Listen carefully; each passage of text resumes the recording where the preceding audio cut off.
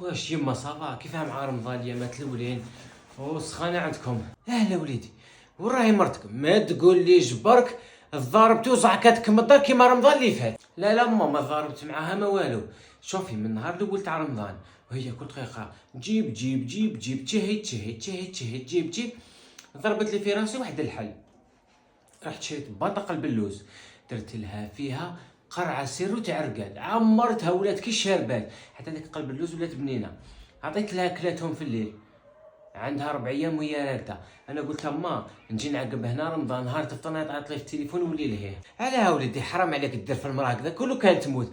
علاه ما جبتهاش وجيتو تعقبوا رمضان عندي يا وليدي؟